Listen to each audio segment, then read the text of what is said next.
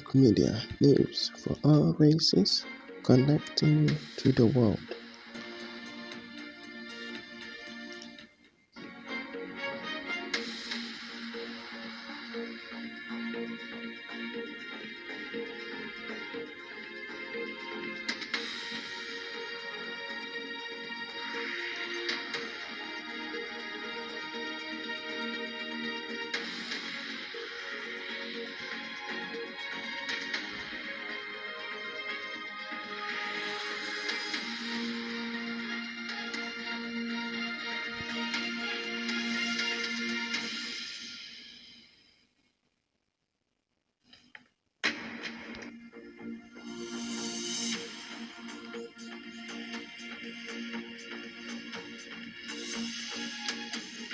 This is MBN Network Media, news for all races, connecting you to the world.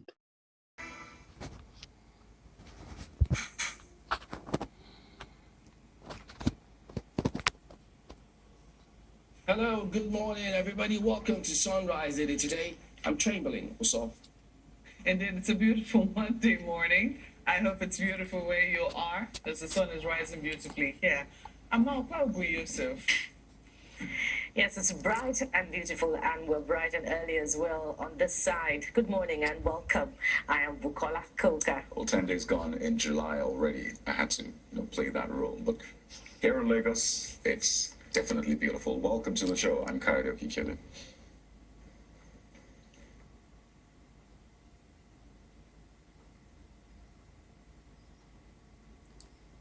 Okay, now all eyes on me. Yeah. Because it's not it is.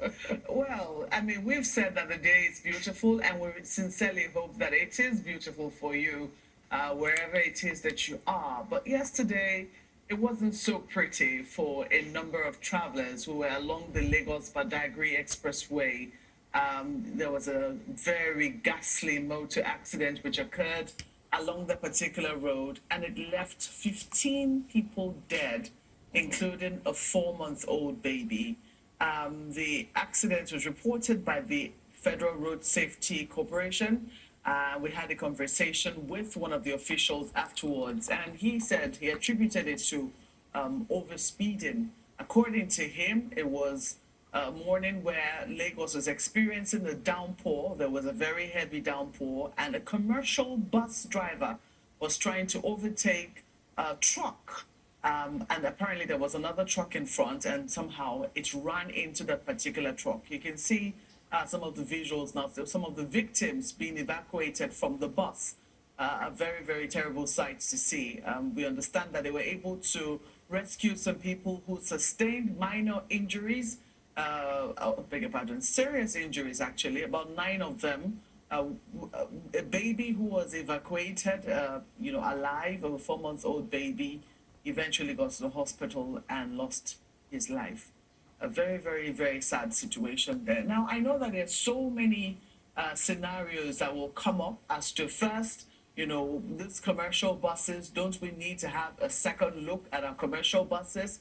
At the state of mind of the commercial bus drivers, are we, keeping tabs on just how, ready they are to ferry people? They have lives in their hands that they put in those buses, and they're supposed to take from one place to the other. Is anybody ensuring that these people are not abusing substance, are not under the influence of anything?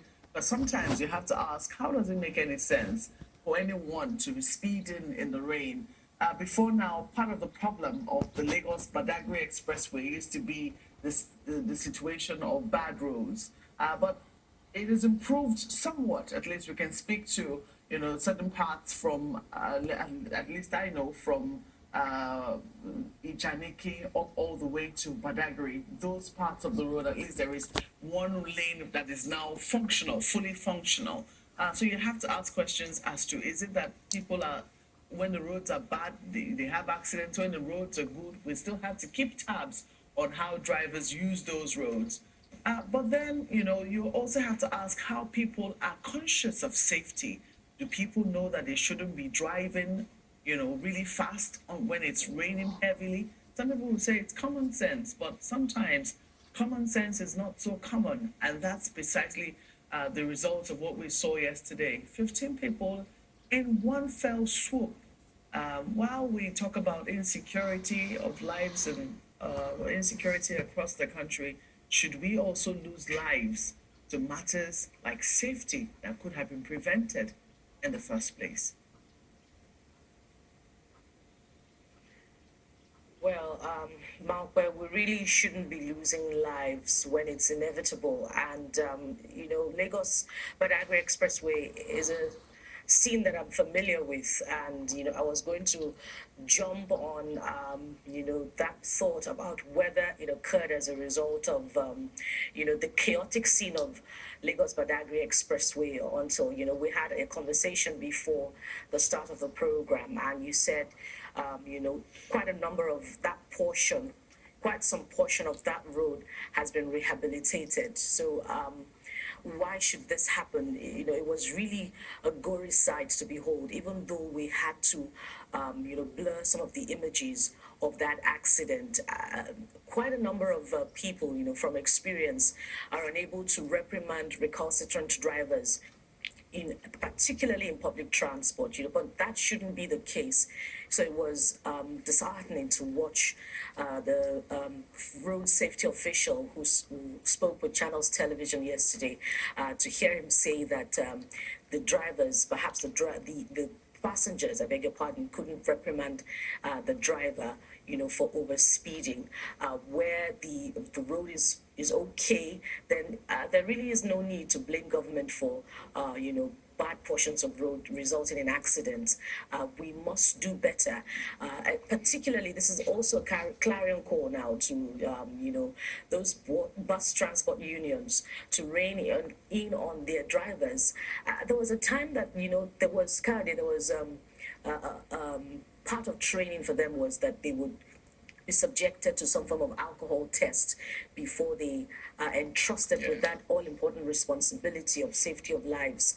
I wonder what's become of that. Perhaps that should be resuscitated. But what you find 15 lives. Yeah, it's so sad. What you find now is actually vendors selling alcohol around the vehicle, the motor parks and the rest. So you wonder, what's the point if you're meant to submit themselves to some sort of alcohol test and it's just right there in public being sold? I mean, you can add that together. Perhaps that's the first point of rehabilitation reform. Indeed, it's really important. We can talk about the actions of drivers, road users, while on the road, but then there's some work that needs to be done before you even get on the road, and I just wanted to touch on that. The rains are here, we all know that, but it's important to do some of these major checks. So you check your tires, because the rains have begun. So when you slam that brake, you know that if your tires just do not have the grips, appropriately, if they are maybe gone, then you know that you can't grip the road very well because it's even wet. So it's important to check your tires. It's your tires, it's for your vehicle, it's for your safety. So check your tires, check your brake pads. It's very important. You may have changed it, who knows, a year ago, 2 years ago. You just think it will still be good, but it's important to check your brake pads as well. Check your wipers. Okay, because the rains just started in some places, you maybe have not used your wiper for some time, and you just flick it on and you realize this wiper is not working. I was, driving yesterday and I saw a vehicle behind me who had to, was holding a rag. So each time he would wipe the windshield in front of him and then roll up again. It was raining yesterday, and then he would do it time and again. And maybe it wasn't on purpose, but if you check these things before you start driving, then you know, okay, this is wrong. So it's important to do all of these checks before you go out. So you don't try to use your brakes on the road and you realize, oh, it's not working, or your wiper is not working, because all of these things add up to what we see. And just to point out that the Lagos-Ibadan route also needs a lot of attention. There have been accidents, bike accidents, motor accidents, because of the unruly behavior of road users. And yes, some of these things go unreported. I heard, people dying as a result of bike crashes, perhaps weekly, on a weekly basis. But we don't want a bigger, issue on our hands. So it's important for the officials to pay attention to that route. as well, guys. And you're correct, Kadi. An accident occurred on Lagos-Ibadan Expressway a few months back, claiming quite a number of lives. But in this case now, as you have said, we really can't. We don't know if we can blame the passengers. So the drivers have to take responsibility for whatever happens now. And it's the rainy season. Visibility is poor. If you stay, if you're in a hurry, you just may never get to your destination. So there is no hurry at all. Speed less and live longer. Guys?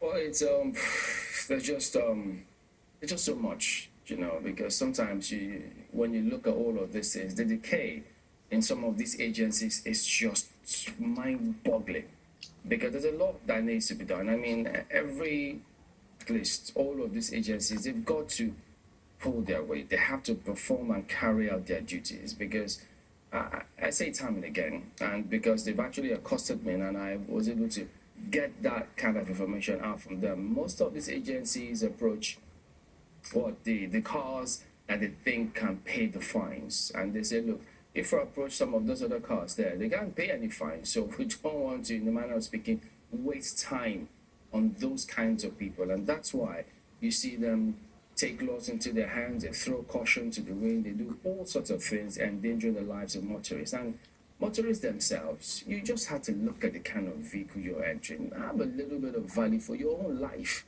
It doesn't take you anything to refuse entering that particular vehicle and wait for the next one. It's better to arrive late than to be referred to as the late. And, speaking about some of the things that also need to be corrected in this country, it was over the weekend as well, some killings in Jos. And you tend to ask yourself, again, are we still grappling with these sort of things? And so if it's still happening at this point in time, then you have to ask yourself questions. Wait a minute. Does it mean that, well, of course, it is deliberate when they go out to carry out these killings in the first place, but what we cannot understand and condone or tolerate is that any DPO where this kind of things happen in your locality and it keeps happening, you don't have intelligence, you can't arrest the people here, I think they should be fired. Because there's absolutely no reason whatsoever to have those kinds of people in those areas and these things are happening.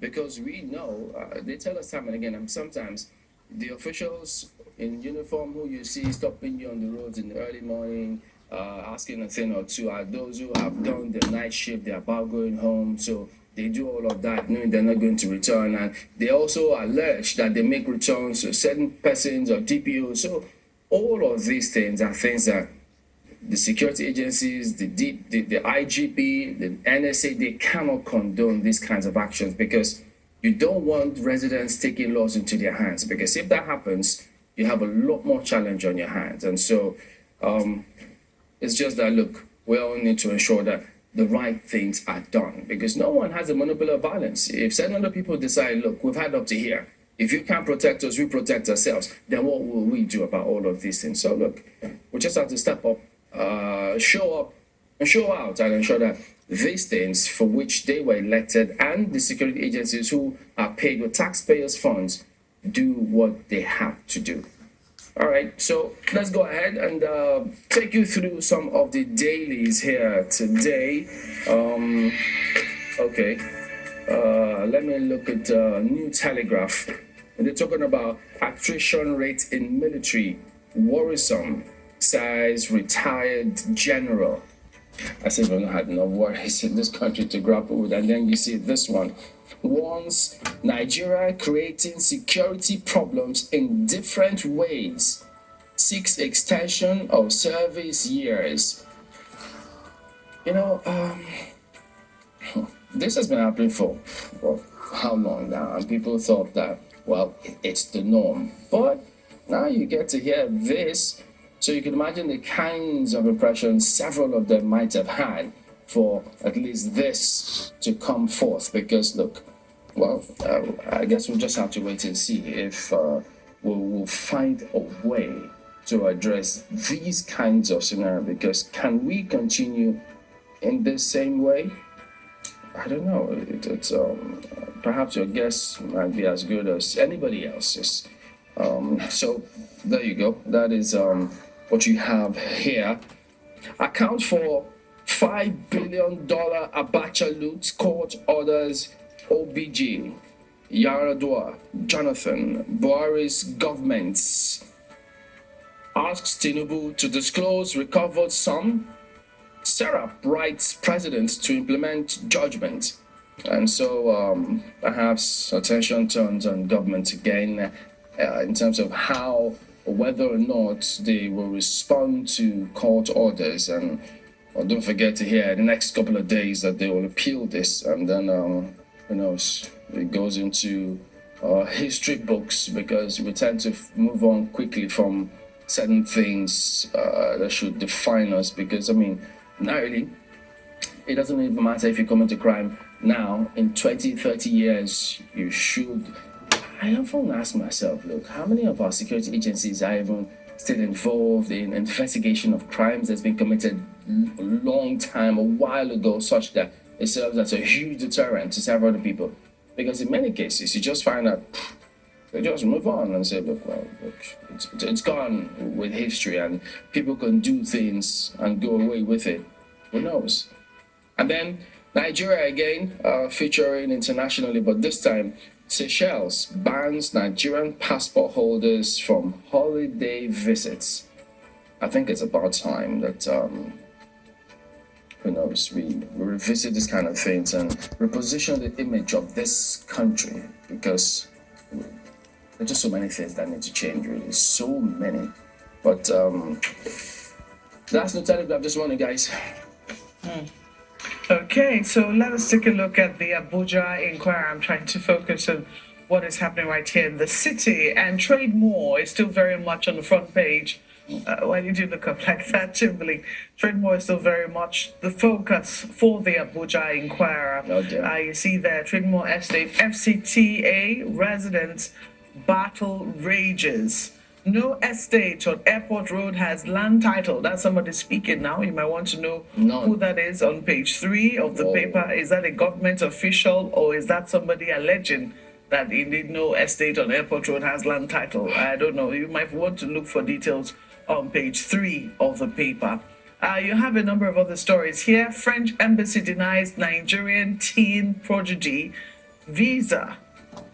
Okay, so this guy's got great talent, and it does appear that maybe he was supposed to go to France, and the French government is not satisfied, or like I said, the French embassy in Nigeria is not satisfied, maybe, and they have refused him a visa. But here you see the foreign ministry wades in, so like Nigeria is not sitting by and letting that happen. NCAA Air Peace Max Air top list of cancelled flights.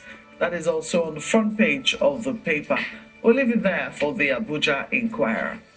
And flip to Leadership newspaper. It has a number of stories that will also interest you this morning. Let's start with the big one.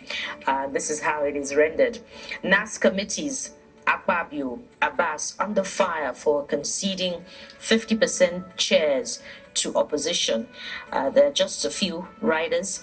Deal sealed before June 13 National Assembly election. But that really doesn't come as a surprise, really, considering all of the jostling that took place before the election. This is the second rider. All parliament-friendly bodies to be upgraded to committee level. Well, the leadership of the National Assembly has also been commended for reflecting federal character in the appointment of key positions. So what's this about, in case you're also wondering, as I am? It's a page 4 read. I'm wondering about Yes. parliament-friendly bodies. Well, find out on page 4 of Leadership newspaper. There is this one just above the big story. Naira unification. Forex inflow rises by 28% to $1.41 billion. So what does that mean? Does it mean that the Naira will gain against the dollar? Does it mean that, our excess crude account will be stronger for it? I guess we'll be asking all of those questions. Well, the very interesting point you actually make. So the ECA had been very controversial about whether or not there was even anything in it in the first place. Right? But I think it was the Bank of America that recently said that the naira was being undervalued. So Yes. I think if that is indeed true, if that is taken into consideration, maybe we might just see an improvement in that dollar to naira rate. But not forgetting, not just dollar to naira, you have pounds to naira as well. So I imagine this will affect all of those exchange rates. But I mean, we'll see in the coming days. We'll see in the coming days, and of course, we'll ask those questions for you. Two more before we exit the Leadership newspaper. Above the nameplate, you find these two. Tinubu emerges ECOWAS chairman, and it was cheery to see the president encourage, men of the ECOMOG monitoring group, I believe. The Nigerian Nigerian contingent there. And lastly, Ribadu to chair Leadership NDLEA conference on drug abuse. That's the new national security advisor. Let's leave it there for Leadership newspaper. Well, take a look at The Guardian. Very interesting headline there for you, and it's on the ministerial list, all right? 5 ex-governors, technocrats lead Tinubu's 42-man cabinet. So it looks like there's some sort of insight from The Guardian, because we know that, the list is not out yet, and the president had said, well, it's not out, so whatever it is you're hearing out there, it's not from us, okay? It is the president's prerogative to choose his people. So you see a picture, or at least pictures put together of some of these ex-governors. So you wonder, is this a peek or sneak peek into the cabinet? So should we run away with this, or should we proceed with caution? I know you know the answer to that already. Well, you make up your mind on that one. It's page 6, but you understand how these things work. So maybe in the coming days we'll see whether or not these pictures, or at least this headline, is indeed what it will be. But clearly an interesting read, because you heard Governor Faja saying that Governor Wike must be in President Tinubu's Seriously cabinet. canvassing for him. But the big question is, so what are the factors that will come into play in choosing who will serve Nigeria? Because, as I said, Nigeria needs a lot of work right now. A couple of more stories, but you understand why that interests us. But we'll leave it there for the Guardian newspaper. The Vanguard is next. Governments of ex-presidents must account for $5 billion Abacha loot. Federal High Court orders administrations of ex-presidents Obasanjo, Yaradua, Jonathan Buhari to account for repatriated funds. Sarab urges Tinubu to obey court orders. So that is the big lead on the front page of Vanguard here this morning. Banks in earnings windfall under high interest rate regime. And you wonder, to the expense of what? SMEs, economy, growth of that sector. And then you get to see the riders here, so you might want to check that out yourself. But in the Senate, lobby for juicy committees intensifies in Senate. Are you surprised about that? Because Is there any juice still left? oh, you bet. You see the way they struggle, they jostle, they contend for all of these things, and you ask yourself, wait a minute, what's in our? There's way much more in there than you and I can see. If not, why do they keep doing all of these things? So, they'll tell us, tighten our belts. Sometimes we even wonder, there's no belly to tighten anymore. All the holes are all tight, but they keep saying, tighten your belts. And then, Meanwhile, some people own no belts. yeah, and all the holes have been extended, and it's just very, very interesting. But I guess we'll keep tabs on this and see what happens. Benue, death toll in Ukum local government attack hit 30. Governor Alia, APC condemn bloodbath. In a country such as this, and we still have these kind of stories. And then look at that curfew, as 12 die in fresh attacks on Plateau communities. These things cannot continue. It just cannot continue. There are humans who are carrying out these things, and they have to be arrested, whoever they are. After all, the DSS says, if anyone violates the law, we will take them into custody. So please, let the same things apply to these kinds of people. No one should be seen or given the impression that certain people are above the law, because that's what's coming across now. Well, just shut all of us up by arresting all of them so that this doesn't happen again. That's Vanguard today. Well, this Nigeria has this focusing on the southeast now. Sit at home grounds businesses in southeast as gunmen waste lives. It's right there on the front page. Stakeholders count losses, want definite solution. Security agencies intensify move to stop menace. Kill 8 in 1 week, arrest 15 suspects. Well, that story is right on the front page of this Nigeria. They also have a number of other stories there for you. Of course, I think we've seen this in other papers. Tinubu takes over as new ECOWAS chairman, says region must rise against coup d'etat. That's on the front page. And then look at this. Financial crime. Bank customers lose 472 million naira in first quarter 2023, says FITC. What did you say the banks were making just now as windfall from interest rates? Yeah. I mean, earnings up to 46%, 1.4 trillion. They're even rising faster than loan portfolio. Well, see how much customers are losing to fraud. So while the banks might be making money, they have to find ways to ensure that customers do not lose their monies to fraudsters. Sometimes I wonder if they care. Wonder. Their rate of responsiveness really needs to improve. It's abysmal, to say the least. Nowadays, you see people on Twitter, when you start something, maybe a conversation, and you now see somebody just come and say, hey, this bank, I've not seen my refund. You are owing me this amount of money, blah, blah, blah, blah, blah, blah. Or you see this telco, I try to recharge. So they try to put it under conversations. They think that people might quickly be able to take up these conversations from them. Then you might see the telco or the airing bank saying, oh, send us a private message, we will take it up from there. Yet these banks, these agencies, they all have regulatory bodies. Yeah. That's how helpless. That's how helpless the citizens are. Yeah. Really, really sad. Yeah.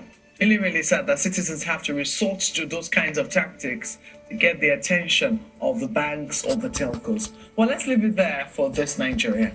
And turn to the Daily Trust newspaper, which has an exclusive that would, I'm sure will catch your attention this morning. And this is it. Why local rice price continues to rise as ascribed to millers and farmers. And some of the writers here seek to answer that question. Blame corruption, inadequate paddy supply, poor irrigation, seek subsidy from federal government.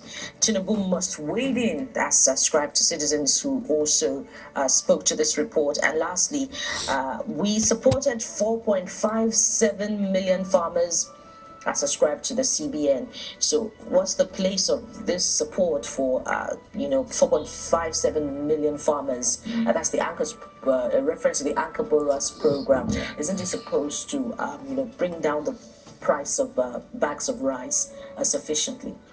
Well, I don't know if that was part of the terms and conditions. It was just some sort of help to the business. I don't think there was that agreement that, okay, so that means you sell your produce or whatever at a certain price. I'm not sure. Well, I guess some other factors also contribute, i.e. insecurity, insurgency in states of the federation where these type of agriculture is supposed to be going on a large scale. And we just trailed the southeast from the previous paper. Ebonyi is one place where rice is supposed to be produced large scale. A few more stories going to the bottom of the paper now. 15 bodies recovered, 78 houses burned in Plateau. That's ascribed to Macban. That's sad. What's going on there? And, this is also even more worrying. The next to it, Sokoto butcher killed by Amotekun in Oyo. If you're interested in following up on these stories, they're on the inside pages 7 and 5, respectively. Let's leave it there for Daily Trust. Well, the Nigerian News Direct leads with the Abacha loot story, and you see pressure mounts on FG to reveal expenditure and total amount looted. And I wonder why it's been, difficult to get these details out. It's the Commonwealth of Nigeria, so let us see. Let us know these things. What is standing in the way of transparency and accountability? I mean, I thought that was what all governments said they were all about. So let us see.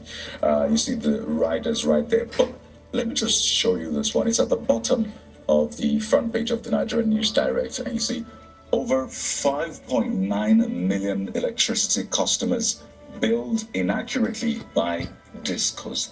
5 million.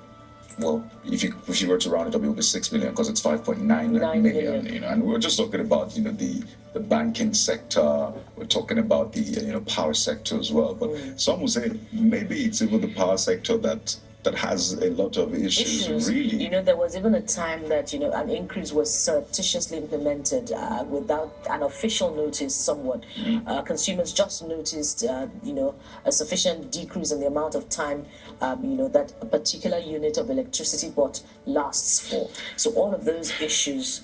Who's protecting the interest of the consumer? It's interesting you asked that question because we'll be getting answers to that on the show this morning. But there's more stories on the front page of the Nigerian News Direct, but we'll just leave you to do the choosing this morning. Speaking of choosing, this may also interest you this morning from the front page of the Daily Times.